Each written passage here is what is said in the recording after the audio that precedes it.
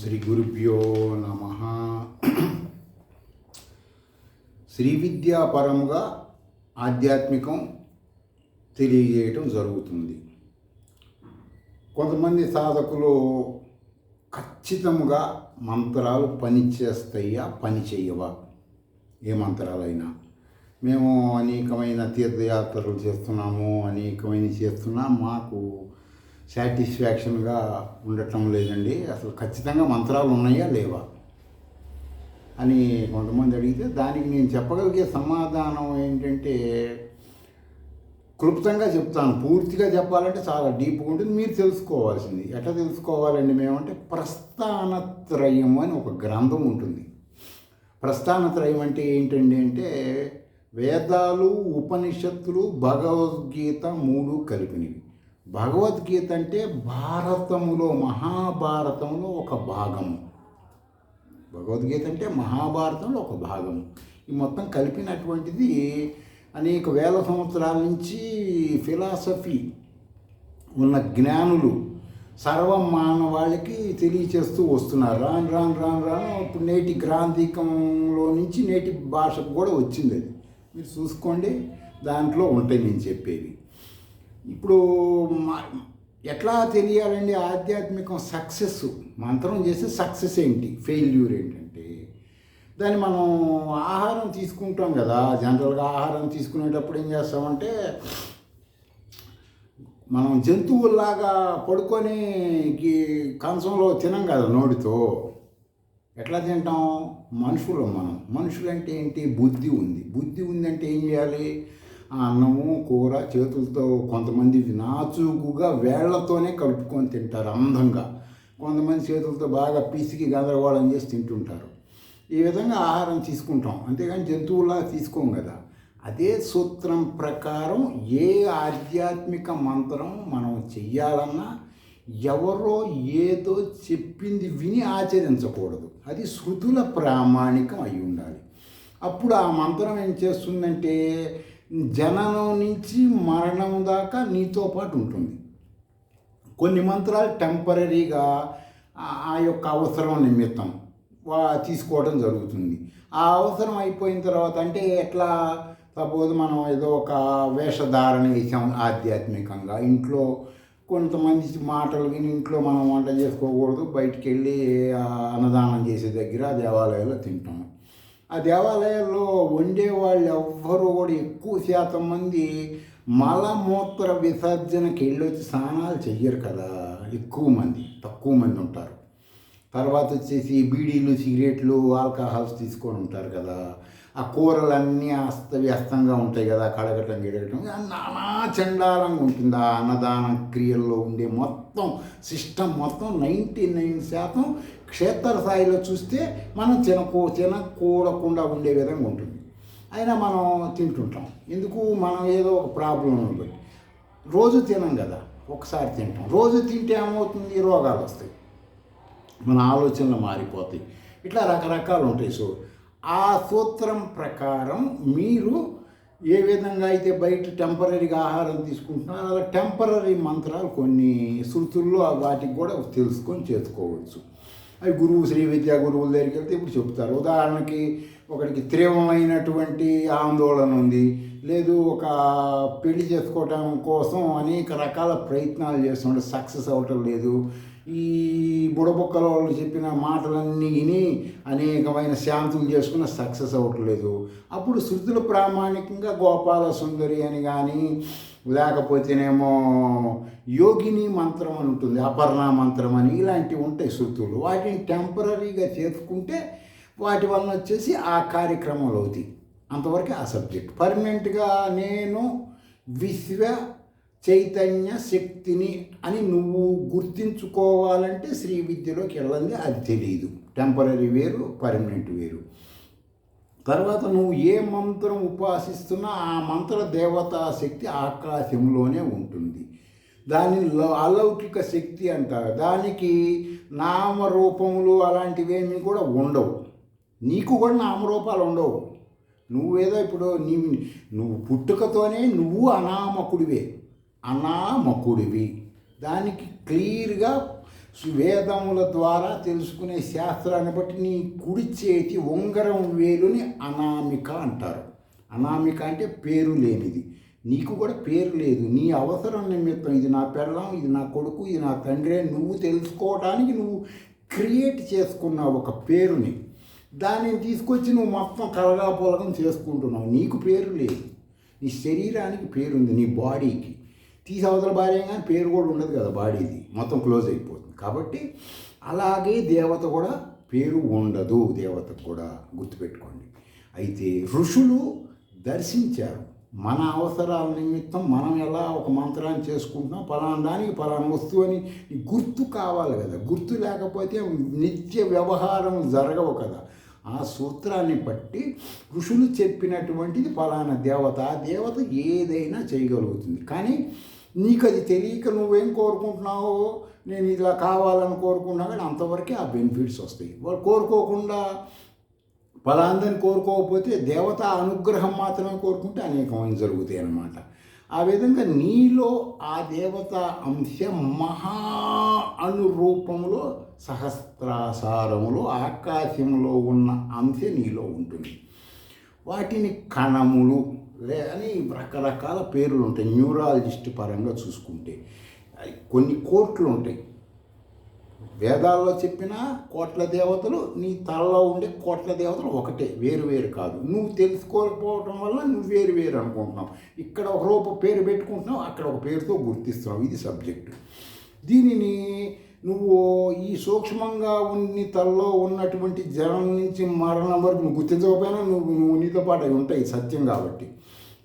శృతులు ప్రామాణికంగా అద్వైతముగా నువ్వు తెలుసుకుంటే, శంకరాచార్య వారు లాంటి వాళ్ళు చాలామంది అద్వైతంగానే చెప్తున్నారు. అద్వైతం అంటే వాస్తవమే కదా, నీ తలలో ఉన్నది సత్యమే కదా, అసత్యం కాదు కదా. అది నువ్వు గుర్తించాలి. నువ్వు అది గుర్తించకుండా వీటిని రకరకాలు, ఇప్పుడు తీర్థయాత్రలకు ఎవడో చెప్పాడు తీర్థయాత్రలకు వెళ్తున్నావు, దాని శబ్దం ఏంటి, అర్థం ఏంటి? తీర్థ ప్లస్ యాత్ర. తీర్థం అంటే ఏంటి? నీళ్లు తాగటం, అంతేగా.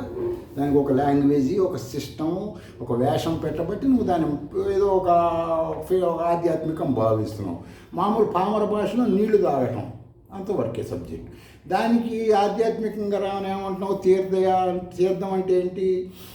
నాలో ఉన్న పరమాత్మ అంశం నేను తెలుసుకుంటున్నానని కేశవాయ, నారాయణాయ, మాధవాయ అనే నామములతో తీసుకుంటున్నావు. అంతవరకు. తీర్థ ప్లస్ యాత్ర అంటే ఏంటి? యాత్ర అంటే ఏంటి? నీ బాడీని తిప్పుతున్నావు నువ్వు. ఎక్కడికి? అక్కడ ఒక చోట ఒక దేవుడు ఉన్నాడు, అక్కడికి తీసుకెళ్తున్నావు. అక్కడ నువ్వు నీళ్లు తీసుకున్నప్పుడైనా నీలో నువ్వు జ్ఞానం రావాలి. ఏమని? నేనే పరమాత్మ. నీకు రావటం లేదు, నువ్వు తిరుగుతున్నావు. ఎప్పటికి తిరుగుతున్నావు? బాడీ వచ్చినప్పటి నుంచి తిరుగుతున్నావు, బాడీ పోయేదాకా. పోయేలోపు వచ్చేలోపు ఒకసారైనా నువ్వు శృతుల్లోకి వెళ్తే కానీ నీకు అర్థం కాదని చెప్తున్నాయి శాస్త్రాలు. తీర్థయాత్ర అంటే ఏంటి? తీర్థం తీసుకోవటం అంటే నేను నాలో దేవుడు ఉన్నాడని తెలుసుకోవడం, అంతవరకే సబ్జెక్ట్. ఇది అసత్యమైన సబ్జెక్ట్. నువ్వు ఆలోచించు. వాడెవడో చెప్పాడు, ఈడెవడో చెప్పాడు కాకుండా నువ్వు అద్వైతంగా ఆలోచించు. తీర్థ ప్లస్ యాత్ర అంటే ఏంటి? తర్వాత సాధకుడు ఏ మంత్రం చేస్తున్నాడు, ఏం కోరుకుంటున్నాడు, ఈ శృతి ప్రామాణికమా కాదా అనేది కూడా తెలుసుకోవాలి. వాడెవడో యక్షిణీ మంత్రం చెప్పాడండి, వీడెవడో కాళీ మంత్రం చెప్పాడండి, వాడెవడో శ్మశాన కాళీ చెప్పాడండి, వీడెవడో అది చెప్పాడండి, వీడికి చెప్పాడండి, మేము చేసామండి, ఫలితాలు అవుతాయండి. శృతులు అంగీకరించాలి కదా. నీ తలలో ఉన్నది శృతులు చెబుతాయి, నీ తలలో లేనిది శృతులు చెప్పవు కదా. నీ తలలో ఉన్నదే శృతి చెప్తుంది, అది నువ్వు తెలుసుకోమంటుంది. మంత్రము అంటే ఆలోచన, గుర్తుపెట్టుకోండి. మంత్రాన్ని ఎంతసేపు మీరు ఆలోచన అనే చూడాలి. నీవేం ఆలోచన చేస్తున్నావు? ఒక అమ్మాయిని పెళ్లి చేసుకోవాలనుకుంటున్నావు, ఆలోచన చేస్తున్నావు. ఆ ఆలోచన సక్సెస్ అవ్వాలంటే ఏం చేయాలి? ఆ మంత్రం అంటే ఆలోచన. ఆ దేవతకు సంబంధించిన నువ్వు ఆ నామము మతిస్తూ ఉంటే ఏమవుతుందంటే అది సక్సెస్ అయ్యే ఆలోచన నీకు తెలుస్తుంది. ఇది సబ్జెక్ట్, అసలైనటువంటి శాస్త్రీయపరమైన శ్రీ విద్యా సబ్జెక్ట్. అంతేగాని వాళ్ళు ఎక్కడి నుంచో వస్తారు, ఏదో చేస్తారు, ఇవన్నీ అవి సెకండ్ థింక్. అది పామరులకు చెప్పే వేరు, పండితులకు చెప్పేది వేరు. అదేనండి, పామరులకు వేరు, పండితులకు వేరు. అంటే ఒక చిన్న పంచాయతీలోకి వెళ్తే, ఏదైనా ఊర్లో, పంచాయతీ అనబడే ఊర్లో 10 దేవతా విగ్రహాలు ఉంటాయి. 10 కులాలోళ్ళు 10 దేవతా విగ్రహాలు పెట్టుకుంటారు. అక్కడి నుంచి నువ్వు మండలానికి వచ్చావు అనుకో, 10 నుంచి పంచాయతీ 10 కదా, మండలానికి రాగానే 50 అవుతాయి. మండలం నుంచి మున్సిపాలిటీకి వెళ్తే 100 అవుతాయి. కార్పొరేషన్కి వెళ్తే 1000 అవుతాయి. 1000 మంది దేవతలు, 1000 మంది దేవుళ్ళు, 1000 గుళ్ళు ఉన్నాయి కదా అక్కడ. వీళ్ళందరూ సత్యమా అసత్యమా? ఎవడి మనోభావాలు వాడివి. అర్థమైందా? ఆ లెక్కలో ఆంధ్రప్రదేశ్ మొత్తం కొన్ని లక్షల గుళ్ళు ఉంటాయి, కొన్ని లక్షల మంది దేవుళ్ళు ఉన్నారు.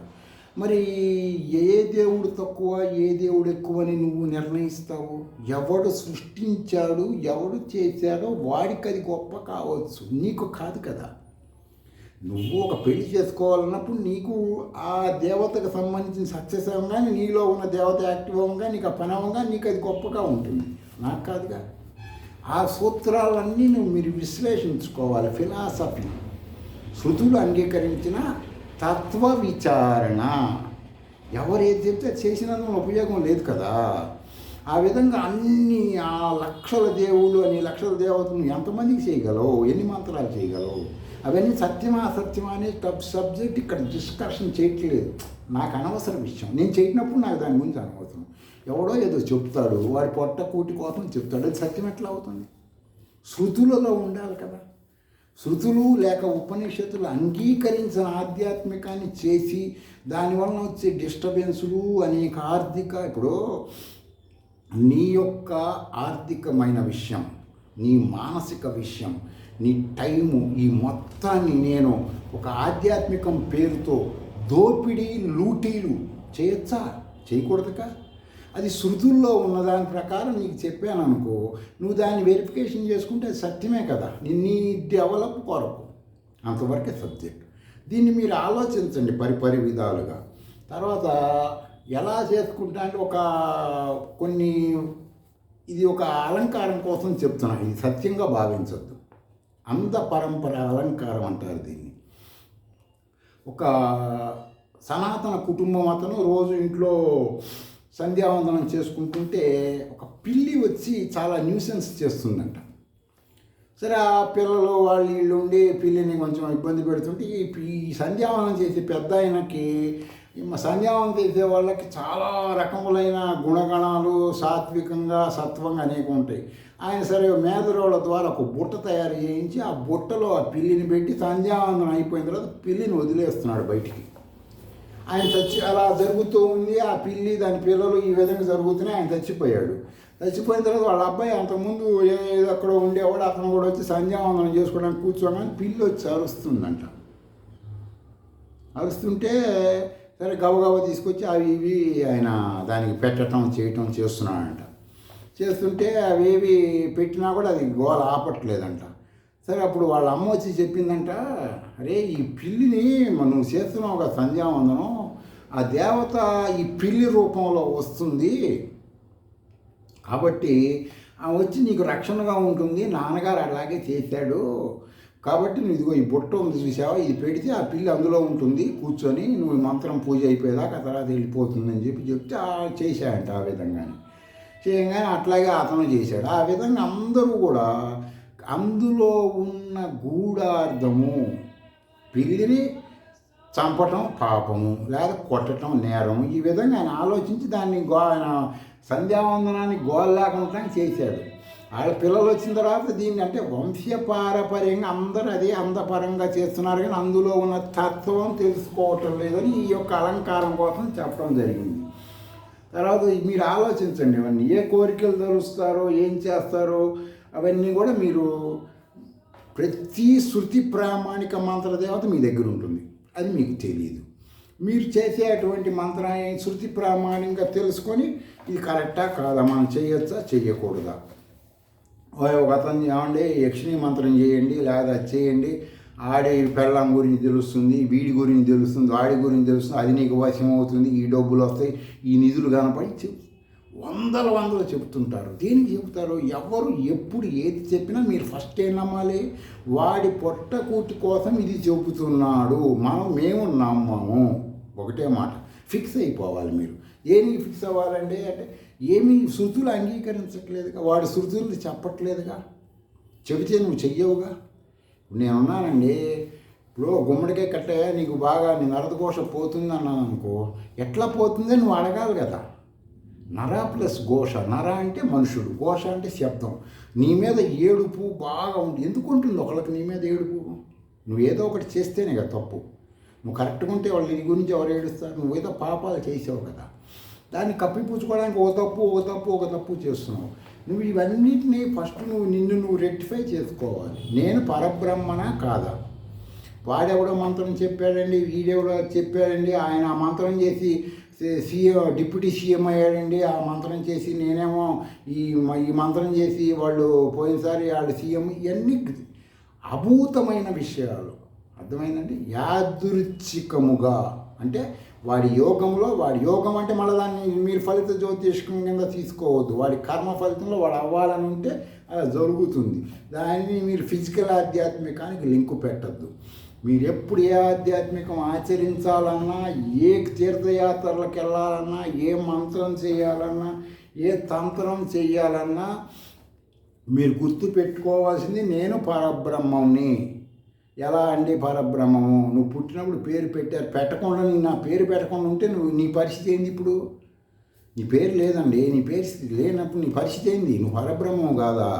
అవును కదా. అదే సూత్రం దేవతలకి ఉంటుంది కదా. వాళ్ళకి ఒక అవసరం నిమిత్తం నువ్వు పెట్టుకుంటున్నావు, వాళ్ళు మీ ఇద్దరు, కృష్ణుడు అదే కదా చెప్పింది, మీ ఇద్దరు కలిసి ఉండండి, కొట్టుకోవాకండి, మీరు కలిసి ఉండండి మీరు వాళ్ళు అని చెప్తున్నాడు కదా ఆయన. భగవద్గీత మొత్తం అదే కదా సబ్జెక్టు. దాన్ని మీరు అర్థం చేసుకోకుండా మీరు ఎవరో ఏదో చెప్పారండి, అది చేసామండి, ఇది చేసే మీరు ఫిజికల్గా చేసే ఆధ్యాత్మికాన్ని ఫిలాసఫీతోనే చూడాలి, అప్పుడే అర్థమవుతుంది. స్వస్తి.